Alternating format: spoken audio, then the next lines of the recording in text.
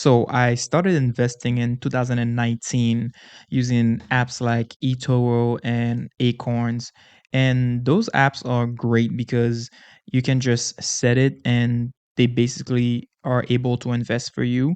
And that was right around the time when I decided to become a nurse, and I was already thinking about my retirement plan. And also, for the record, I did not become a nurse because um, it was my passion. I had a useless biology degree with a lot of student loans, and I needed a way out. And there was a community college that was offering a nursing program for $3,000 a year, and I was able to pay $6,000 to get a degree that was gonna pay me $60,000 plus per year. So, investing $6,000 to get $60,000 a year seemed like a great investment at that time. So that's why I did it. And by the way, my name is Ralph. I am originally from Haiti. I'm American, by the way, so don't come after me. Just kidding. But anyways, fast forward to 2020. I think that's when I decided to do my first investment by myself, basically. And and it's funny because my first investment, pretty embarrassing, but um, it is what it is. My first investment was actually Shiba Inu coin.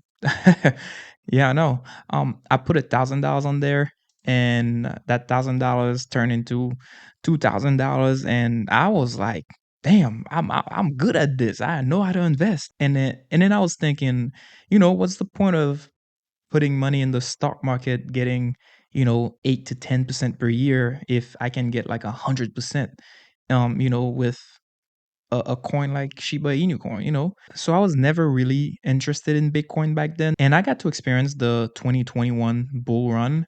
And honestly, that felt nice. And then fast forward to 2022, 2023, boom. And I think that's when I finally noticed the glitch in the matrix. And it wasn't because um, my investments were down or I lost my money in some of the meme coins, but it was because I first experienced inflation. Back then, I was making a lot of money, and that was the first time I started making six figures as a man. So I was like, okay, but like, why is it that I'm making money I'm making the most amount of money in my life. Plus, the government was giving us stimulus checks. Why is it that I'm getting all this money, but somehow life is more expensive? Somehow I am not able to be um to live comfortably. That's when things started to kind of like glitch a little bit. So I started learning a little bit more about inflation. And honestly, I did not know that inflation was a thing since the beginning of time. So towards the end of 2023, I started studying inflation a little bit more. And also, once I started to study what Bitcoin was, like I started making the connection between Bitcoin, inflation, and money printing. And basically, the more money that we print, the better it is for Bitcoin. And also, another reason why I wanted to learn more about inflation and Bitcoin is because my dad is great at saving money. And I was always wondering, like, okay, like, why is it that he won't be able to retire if he only saves money? So that led me to studying how the financial system works, led me to studying the history of money, and I learned a lot about ancient money, like how we used to use curry shells, knife money from China, cocoa beans, African beads. Even salt was used as a currency in the past. And then now we have paper money. And you know what all of these currencies have in common? Well, they are susceptible to inflation. That means that whoever's in control can make more of them. And that devalues the the currency that you are working for. Our entire life, we've only known one form of currency. Well, maybe not our entire life, but like my entire life, I've only known one form of currency, which is like the paper money. And it's a very hard pill to swallow, but like the same thing that happened to the previous currencies is currently happening to the US dollar. It's literally losing value every single year. So the past few months, I've been studying Bitcoin a lot, and honestly, with the amount of time that I put into Bitcoin, if I put that into nursing, god damn it, I could have became a nurse practitioner already. But oh well, I have no regrets. And also, it's funny because like all the books that I read about money and Bitcoin, they didn't really. It's not like they told me to go buy Bitcoin. They kind of they kind of exposed the financial system and the, I mean, I hate to say it, but like the corruption that there is in the world. You know the phrase money is the root of all evil? Like it's not that money is evil, it's like the people in control of money. That's what's evil about money. So that's why I am investing into something that the government cannot control. That's why I keep buying $5 a day of Bitcoin, and I am accumulating as much as I can.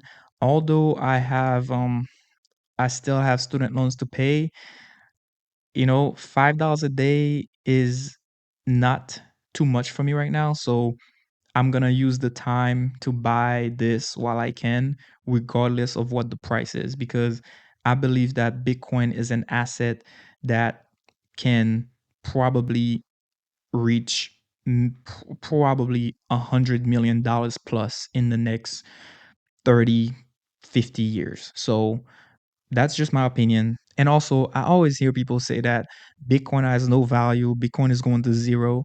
Well, the only reason why cash has value is because the government makes you think it does. But in reality, it's literally crap. Like like the dollar is as is literally losing value the longer you hold it.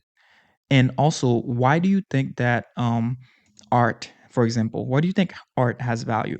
Is because it's people believe that this single masterpiece cannot be recreated, so they put a price tag on it. Like, look at the Mona Lisa, for example. Look at I mean, I don't even know what this is. I've never seen this one before. The Da Vinci, for $450 million. Like, look at these paintings. Look at how much they are worth, because they are one art, one piece of art, original piece of art that cannot be recreated. Now, if you compare this to Bitcoin, you have 21 pieces of art that are divisible into millions of Satoshis, and that gives it the ability to be used as a currency. So, if you think that Bitcoin is going to zero, well, just like this piece of Coca Cola art, people put a price tag of $57 million on it. Well, you have a boatload of people in the world who think that one Bitcoin is worth $69,000. So, and that price is only going to keep increasing because the amount of Bitcoin available is only going to be lower and lower. And Bitcoin is only 15 years old. People don't even know what it is. So, you know what's going to happen when people finally realize what this thing finally is? I finally figured out what Bitcoin was a few months ago. And I really regret selling some of my Bitcoins last year for a few $100s. Like I'm hurt. I'm hurt. Trust me, I'm not gonna make that mistake again. Anyways, I think people are gonna feel the effect of the money printing again. We had a little taste of it in 2022 after the Federal Reserve did this. And I think that's when I finally woke up and I was like, whoa, whoa, whoa, this that you know when something happens and you're like, whoa, what just happened here? And that kind of woke me up. And I think people are gonna start realizing that, oh, something is wrong here. And I honestly think the worst is yet to come. Between the M2 money supply continuing to increase and also the amount of debt that we currently have, that's not going to be going down anytime soon. And also, something that people are not really talking about right now, we have the BRIC system. Um, I mean, sheesh, like these are a group of countries that no longer want to use the American dollars um, anymore because of the power that America and the I think the G7 is it the well basically the powerful people have over them. So they want to transition to a different form of currency, and apparently some of those countries from the BRIC system are actually mining Bitcoin. So you want to talk about low supply and high demand? Oh, I mean, and I'm not saying that America is gonna collapse. I mean, we we are gonna take a hit. Yes, we're gonna take a hit for sure. And it's not a matter of if, it's a matter of when. But I think we already have a backup plan because now America is actually one of the countries with the most amount of Bitcoin, which is good. It makes me feel better about the American economy. If we did not have any Bitcoins, I would honestly be freaking out. Also, look at this: China has the second amount of Bitcoin, and guess what? China is one of the countries in the BRIC system. So we have competition. I like that we are ahead of the battle right now. And also the good thing is we have a bunch of ETFs in America that are loading up on Bitcoin.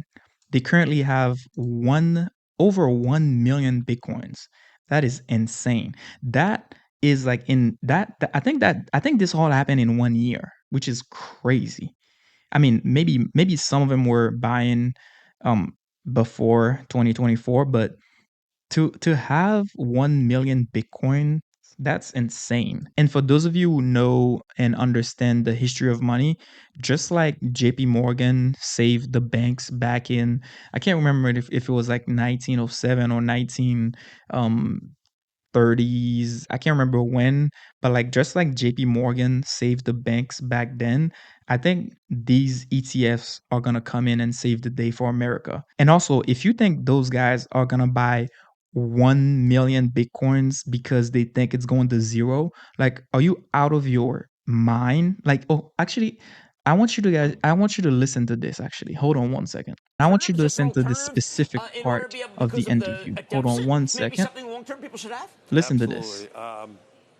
As you know, I was a skeptic. Yes. I was a proud skeptic. And I studied it, learned about it, and I came away saying, okay, you know, my opinion 5 years ago was wrong. Here's my opinion today. This is what I believe in today. I believe the opportunity today. I believe Bitcoin is legitimate. I'm not trying to say there's not misuses like everything else, but it is a legitimate financial instrument that allows you to have maybe uncorrelated, non-correlated type of returns. I believe it is an instrument that you invest in when you're more frightened, though. Right. It is an instrument when you believe that countries are debasing their currency, debasing their currency by excess deficits, and some countries are. And some countries are. Hold on. I don't think you cut that one.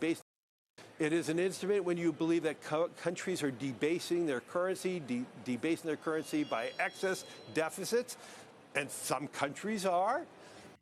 And and some countries are, and some countries are, bro, every country is debasing their currencies. Like, why do you think this man went and bought almost 500,000 Bitcoin? You think he's dumb? Like, you think one of the richest like it's like firms out. Like I mean, one of the you think BlackRock is dumb? Come, I mean, I don't know how much more proof you guys need. Like, or are you guys just I don't. I'm just gonna okay. Hold on. Let me just relax. Let me just relax. I need to. I need to. I don't know, man. You know, sometimes I feel like I'm making these videos for no damn reason, and I'm like, I feel like I'm forcing people to save their lives, and I feel like it's like I don't need to be doing this. I mean, I'll be okay. I'm doing this to help you guys. Like like I don't need the 50 cents per video from YouTube. Like I don't need to be doing this. But like I just want to I just want people to start waking the hell up, man. Like I don't know, man. This is crazy. And I don't think BlackRock is done. I don't think they're done buying Bitcoin. I think those guys are going to eventually get to 1 million Bitcoin just alone because it's going to be like a it's I think it's a power thing. They want to have control over everything in the world. And Satoshi is the I think has the most amount of bitcoins out of everybody and nobody knows who he is. And I think BlackRock wants to I personally think that BlackRock wants to be that guy. Like they want to be, you know, they want control. So, especially when you have something that has a limited amount of supply that not everybody can get. I mean, Larry Fink is basically grabbing everything that he can get and he's packing his bag and he's ready for whatever is going to happen to America. He's ready. He packed his bag and he left the party while everybody else is still inside dancing and everything. He packed his bag and then he left. And you know the crazy thing is, like while these guys spent the whole year buying Bitcoin, and when you look on Google Trends on like let's say like actually, when you look on YouTube search, like YouTube search is currently there's to know nobody's looking at Bitcoin right now. This last peak in 2017 was when Bitcoin was that was right around here when Bitcoin peaked in December 2017. And also when Bitcoin peaked in March, April 2021, that was when Bitcoin did this double top right here in March 2021. And the last time that the search was a little bit high was in March 2024. That is when Bitcoin did this uh, peak right here. So right now we are currently higher than the previous high in 2021, and nobody gives a damn about Bitcoin right now. Like nobody does. Like nobody does. No, it's just I feel like that I feel like it's just sad. Like we are Bitcoin was really created for like the people so that we have a chance to achieve financial freedom.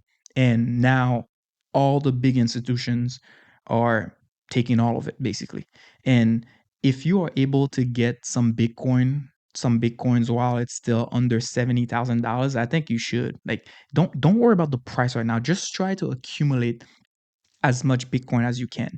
Don't worry about like, oh, Bitcoin is at 70. No, just do what I'm doing. Buy $5 a day. Just buy $5 a day. Who cares? If if Bitcoin goes to zero, then hey man, at least you took a chance.